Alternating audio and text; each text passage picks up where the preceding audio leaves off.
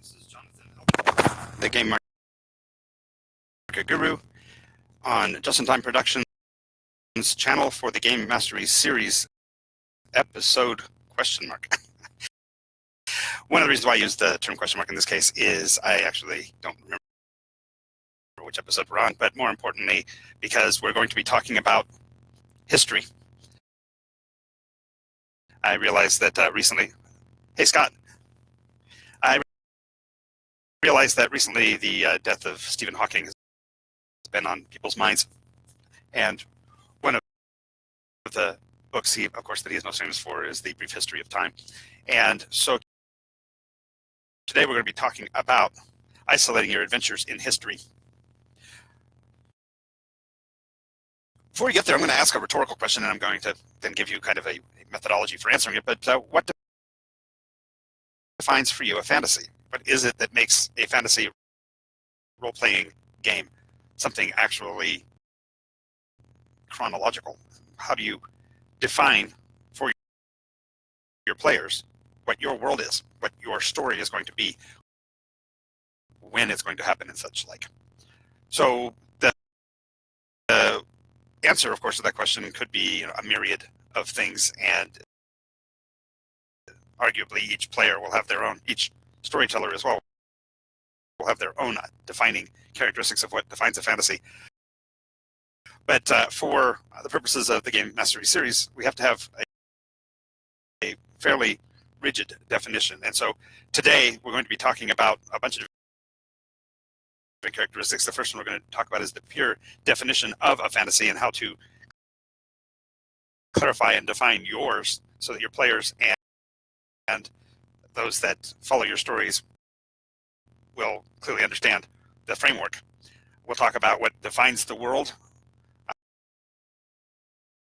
what unique selling positions you've developed for your story or your campaign, how these different propositions manifest within the story, how to use these mechanisms to progress towards a conclusion,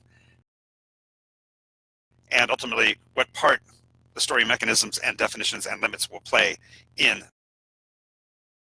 the game itself.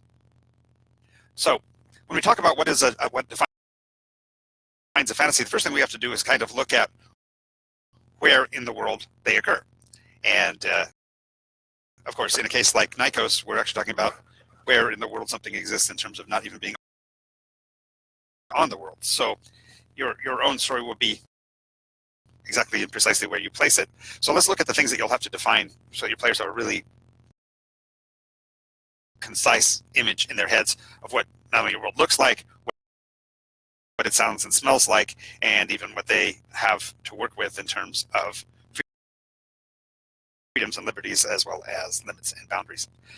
First thing we have to look at is the physical location. Are we speaking of a realm that is so far beyond the player's expectations that it defies description, or are we going for a specific motif?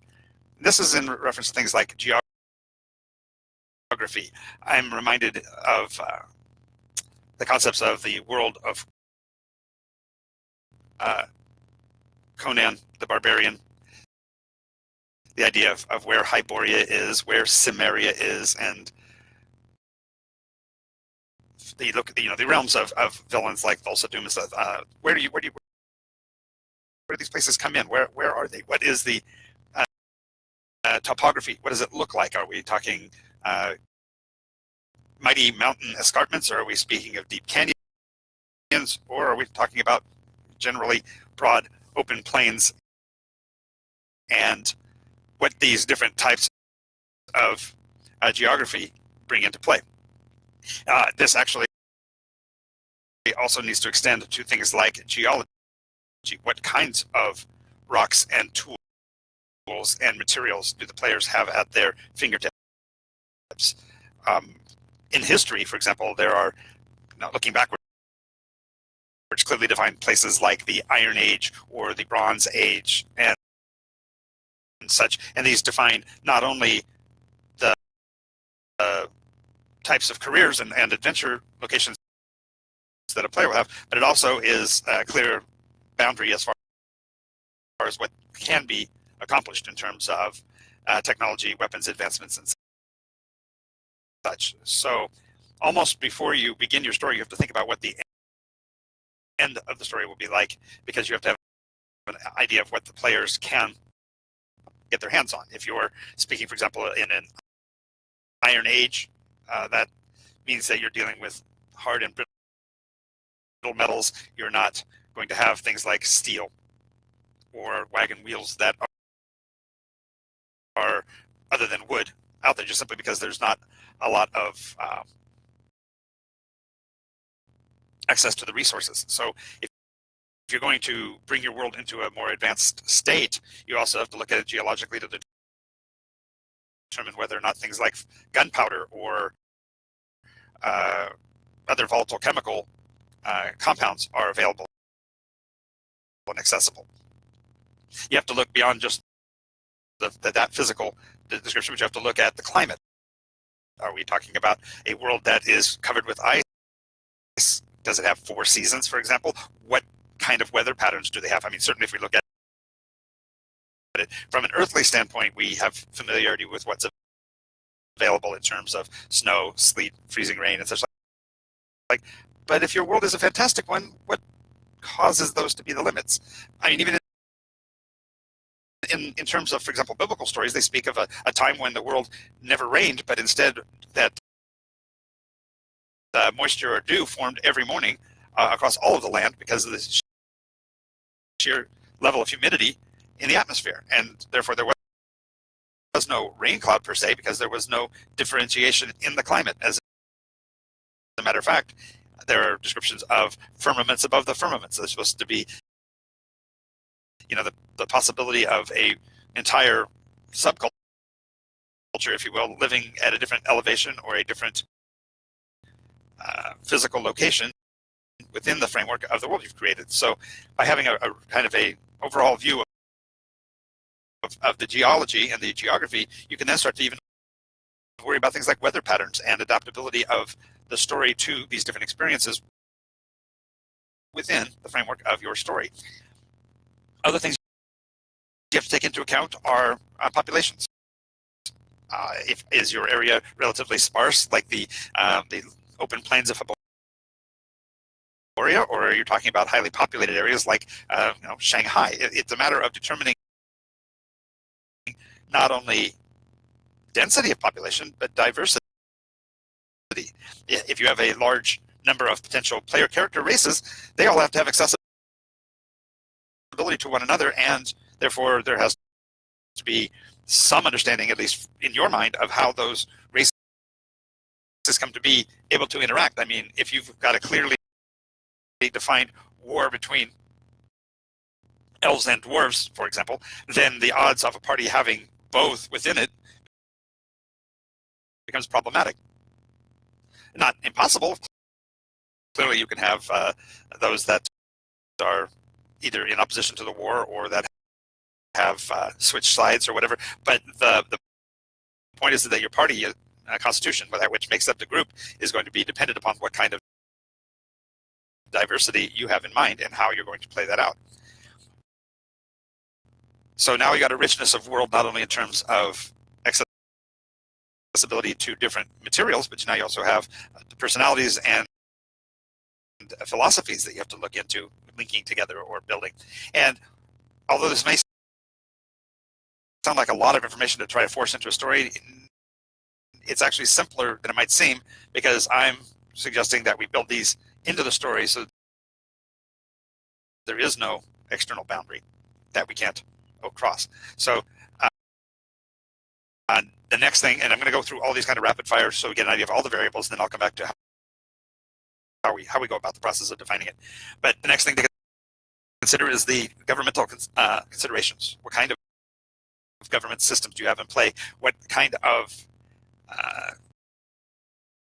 demands are you putting on the governmental system to handle the difficulties and differences between the player members in the story and with the non-player characters are going to interact?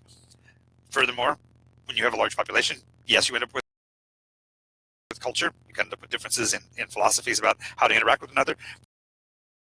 but you also start to have to develop consideration about how they go to war, what kinds of weapons, marvels, and wonders they might have in their world, what kinds of limits are you placing. If you progress the timeline, for example, and you wish to start in a place where they can have steel swords,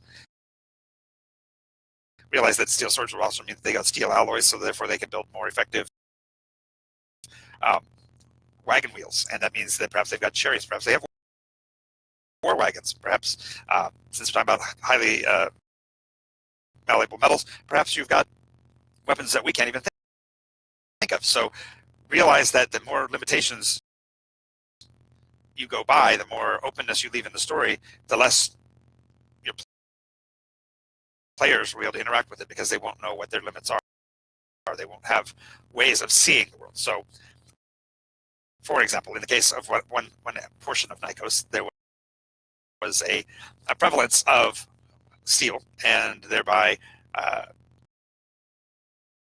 more sophisticated weaponry, which led to the development of rules for handling conflict through duels, face-to-face sword fights, rather than large open-scale warfare. By creating and adjusting the mix of what is available with what is possible, you create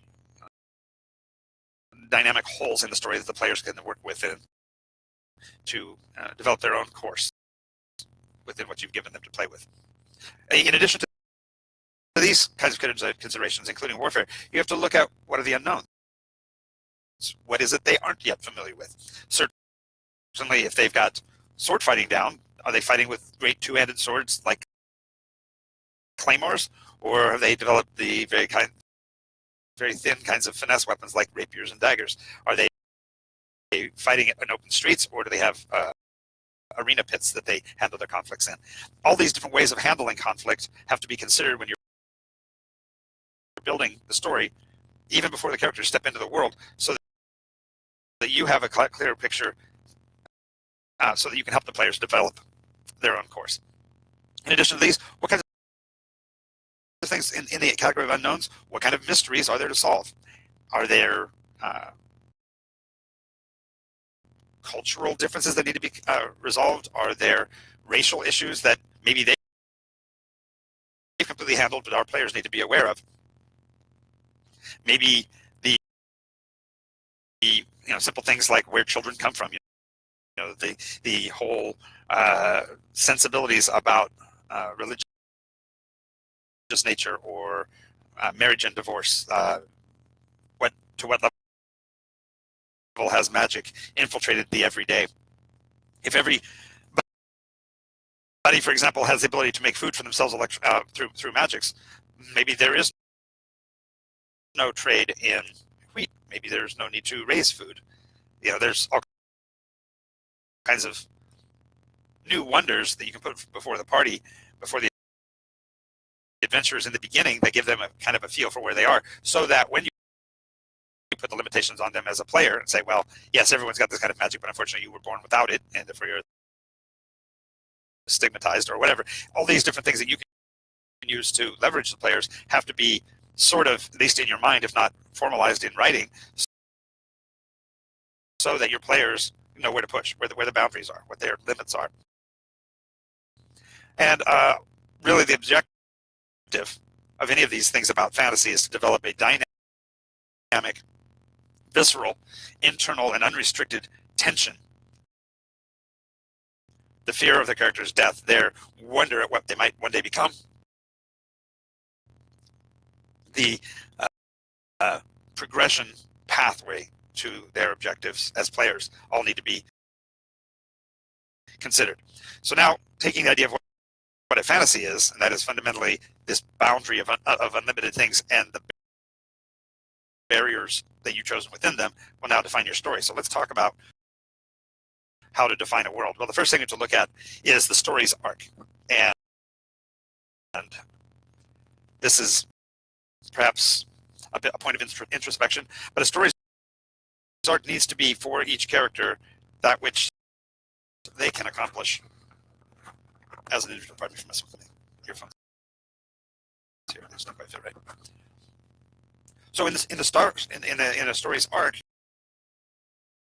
of course, an arc has to have a beginning and an end. Or should I put that end and then a beginning? Or wait, is that a beginning and an end? Anyway, the issue is that you have to have a starting place within the story for the players to engage, to become a part of this arc.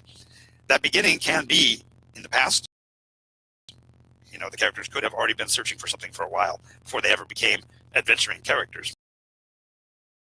Maybe they had wonders and mysteries in their childhood that leave them wanting to pursue that when they become adults.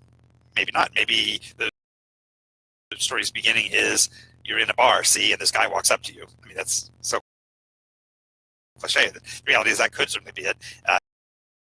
It could be varied from one player to another. Some might have clearly defined the objectives, and others may be clouded in mysteries. But that's, again, something you as a player have to develop.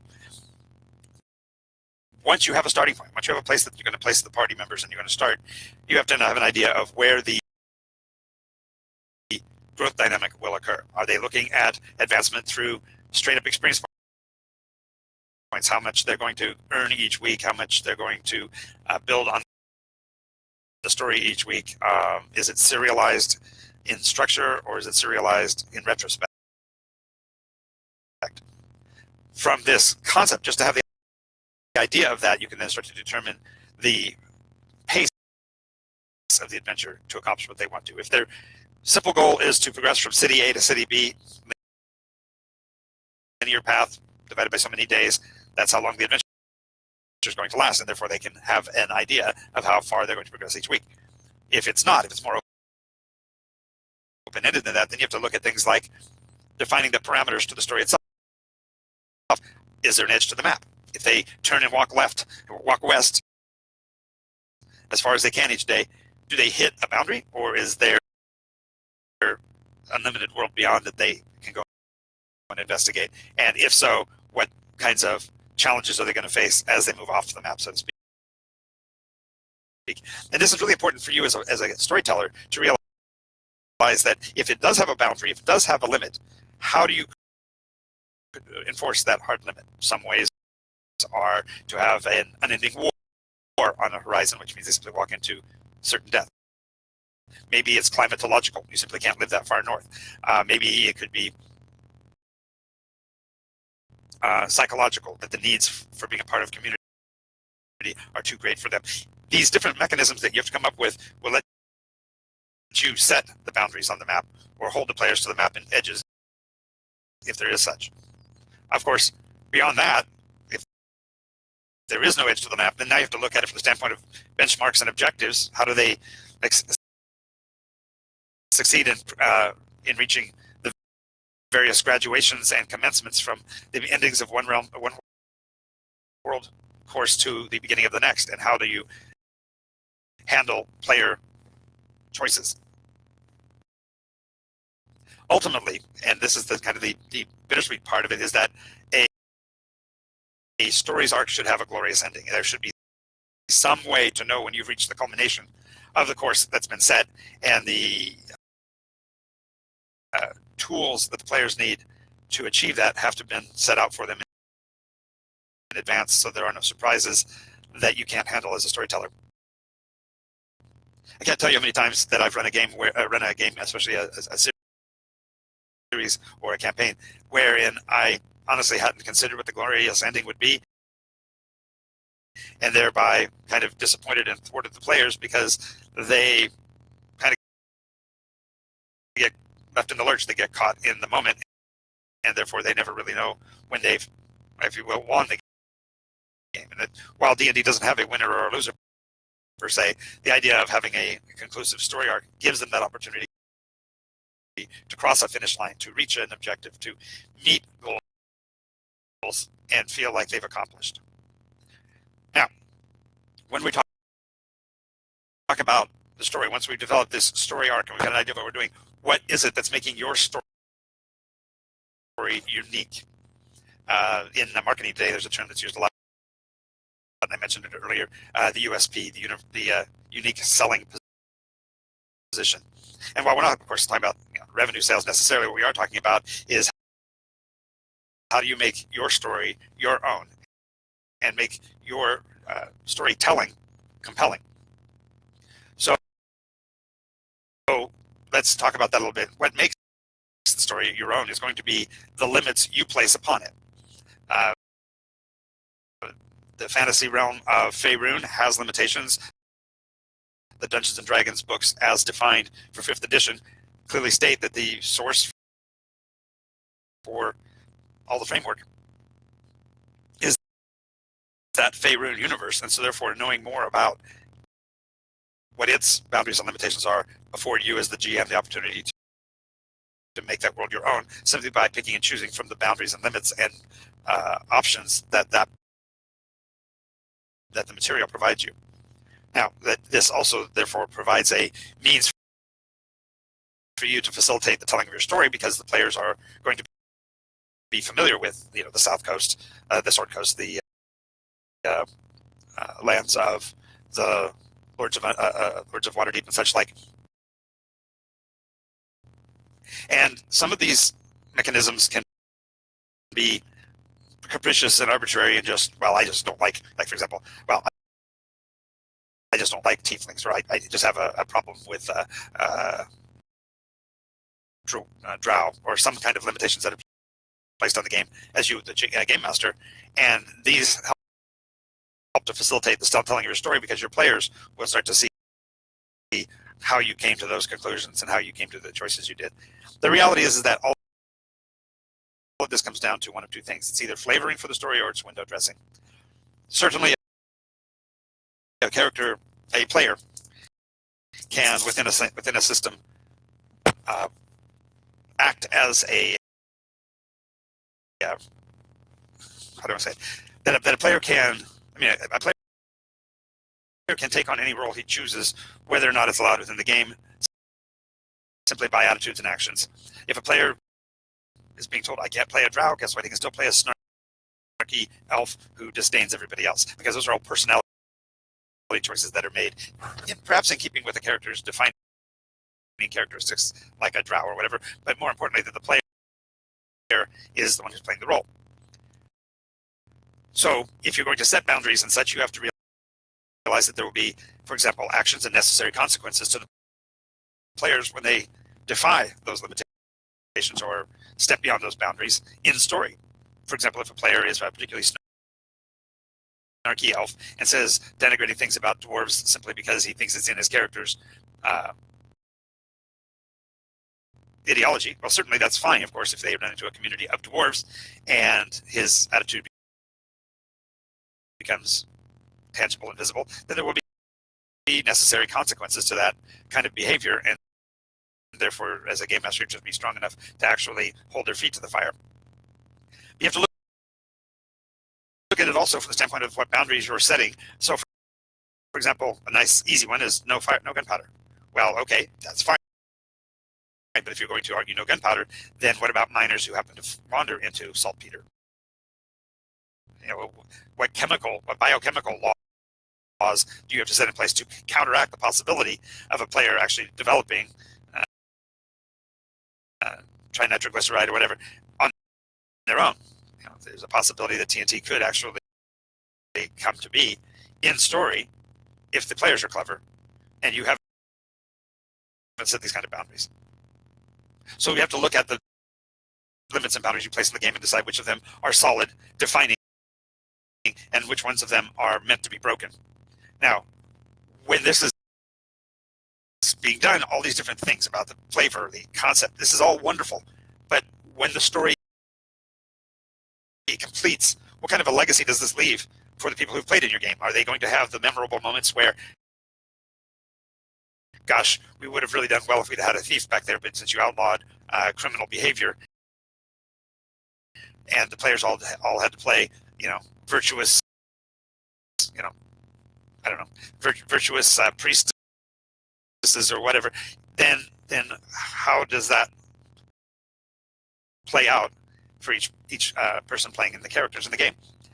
Realize that the best way to do this is, ironically, to actually take time into account and build the after events before you ever write the adventure. In other words, when they're said and done, will the players defeating the dragon have a positive or a negative influence on the overall community? It may be the dynamic of the dragon threatening a certain warlord once the dragon is dead is going to cause different problems rather than the complete eliminations of the problems. So by coming into the storyline, coming into the creation process with the idea of what you want to have the conclusion be, will help you to define these other characteristics to make those things not only possible, but very likely. Now we talk about actually running. Now comes the fun part. How do you make these unique selling positions, these unique dynamics manifest within the game? First of all, are these limitations imposed, intentional, or immediate? Is it something that happened that caused there to be no, for example, no wheels? Nobody has any vehicles with wheels. Maybe they were outlawed. Maybe some great magician found a way to enforce a law that says if you have a wheeled device, it's going to lead to difficulties. And so maybe the campaign is going to change that course. Maybe the story actually overrides, undermines, or affects the environment in an adverse way. Games that certainly would be set in modern times could actually argue about global warming or climatological change or the impact of interstellar travel. By having these different parts of the story interacting with the world mechanism you set in place, you create either overt or covert influences on the story itself.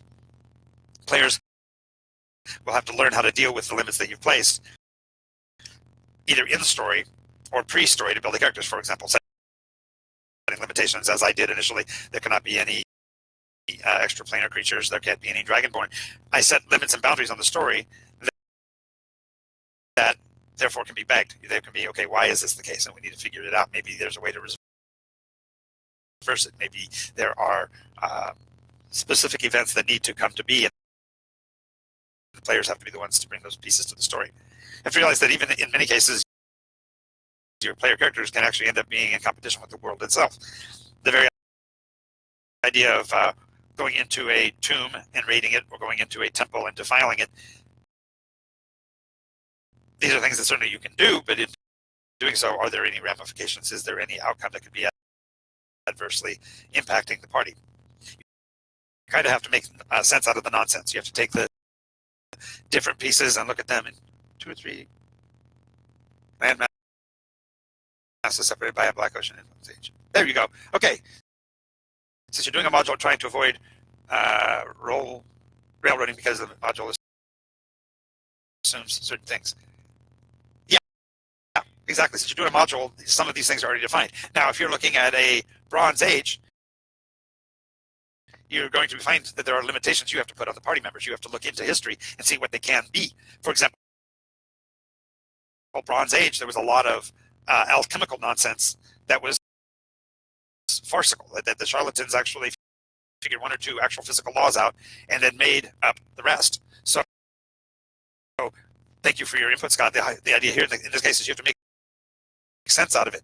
If there's a deep black ocean between continents, why does anybody travel it?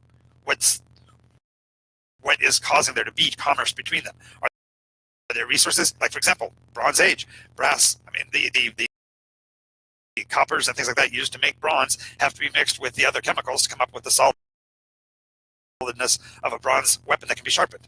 So maybe there's commerce because you simply need to be able to move the right amount of sulfur from one place to another and brimstone from another to create the fire hot enough to melt these metals.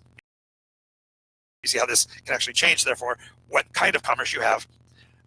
When it's large volumes of those materials, then you got to deal with the possibility of slave ownership. You've got to deal with the nuances of maybe slaves that are escaped and things like that. Because in that time frame, you have to know a bit about what Bronze Age means. So it's kind of funny. The more you define, the more you have to know. Therefore, the more you have to research on your own to make sure you're ahead of the game. Because your players, although they may not know everything there is to know about Bronze Age, perhaps they do know about the very volatile nature with which the chemicals need to be transported. Now, this brings us to the next part of this, and that is, how do we merge things that we know to be real with things we know to be absolutely cinematic and merge them across the lines of our story. How do we make this balance? And some people would argue that it's an alchemical change. And one of the things that the Games Mastery series will go into will be step-by-step instructions on how to move from an anticipated realm into an understanding of how the mechanics works. The reality is that when it comes down to it in story, for the players to feel an impact as they act, we need to have a way to make the players make the difference in the story. For example, if you're set in the Bronze Age and you've got certain warlords, maybe the players are the ones who, by their actions, become the kingmakers. Maybe they're the ones who help decide which of the realms will succeed in an internecine war. There's all these different possibilities of what it might be, but realizing that when you have an idea of what your unique positioning gives you as far as tools and conflicts that you can play the parties against. I mean, for example, knowing that you can sharpen a bronze weapon to a near perfect edge that's only useful for basically one real attack. The player mechanics will shift radically because after the first round of combat, the players will be looking for an out instead of for looking ways to continue the battle because they could damage or lose their weapon overall. All of the things about this, the concept of your unique selling position or your unique story points, is that you have to develop a way to progress towards the conclusion. By this, I mean you need to telegraph to the players, whether directly or indirectly, what the message is of the story. If it's clear to them that you are trying to get them to interact with the very concept of slavery and what that means, you definitely will be guiding them in a certain direction as compared with shining that part on and instead pursuing the concepts of transport of chemicals and such like. The realization is that the players are going to impact the story and use that knowledge to accomplish what you're trying to, means that you have to make sure that you can push the players in the right direction. So this means learning how to ride on what I call the waves of cause and effect. Certainly, if you have them break free as prisoners themselves from slavery, they automatically are set in a position where they can't support or defend someone else's use of slavery. So you create wickets against which they have to kind of pick their way to make sure that they don't compromise their character of virtue. And sometimes this means you have to look at yourself and realize that as a storyteller, you are not just a director. You're not just a person who's putting out there the story and letting the players run with it. You're not just a judge. You're not sitting there simply rolling dice to balance the system. Instead, you are trying to develop games mastery. You're trying to give the players a compelling story that fulfills the mission you intend while giving them the autonomy and the terror factor that comes from being in a world of their own choice. What's really kind of fascinating is you can therefore use the unique selling position against itself. For example, if the party is in the process of liberating slaves, they'll find themselves in strange bedfellows with the enemy nations because the enemy nations want to break those same slave bonds, not to help the slaves, but simply to capture them for themselves. So this leads them to finding perhaps their own role in the story to be paralleling and taking into account or acting within the framework of being enemies of their own state. The main thing is they have to learn how to play within the dynamics throughout the story's progression. Maybe the sympathies towards the freed slaves is improving over time. Maybe not. Maybe the process by which slaves are captured becomes more sophisticated, and therefore there are more of them rather than less of them, despite the player's best efforts. You have to look at what's going on and develop for yourself a mechanism that I call meter to adjust the change of pace so that the party's agenda does not outstrip the storyline's objectives. The Game Master series goes into this in particular because we're able to take and look at piece by piece your story's development and gauge how to use that meter, how to use the tempo of the adventure to keep the players on course and not either outrun your own storyline or drive them off the edge of your map, so to speak. So this brings us down to the last portion of this subject, and that is, what parts of your story will these limits play? Obviously, the first thing it can do is it can create an amplification of the importance of what the party is doing. If it's very clear that slavery is an adverse thing and you don't want it to be included, if you are looking for, say, the liberation of dragons from their evil masters, or you're looking for the evil forces that are intimidating the kings of a certain nation, these all add to the gravitas of what you're trying to accomplish, and it makes the players feel important because they are the ones that can be the change agents. Now, in certain cases, some of this can be backdrops and scenery. There's a current series on Netflix that I really like called Into the Badlands,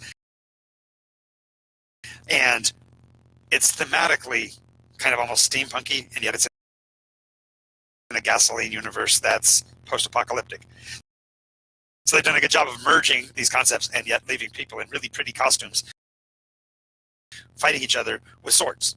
So it's a nice limit and boundary to what they're doing. Now, in that case, they've reduced, if you will, the direct amount of magic in the world, but they've left enough in there to make it fascinating. Sometimes the storyline itself becomes an antagonistic deterrent to what the party's trying to accomplish. If the parties are made outlaw by a simple action early in the game, their ability to operate within your city frameworks becomes more difficult, and the story all of a sudden puts pressure on them that they didn't expect.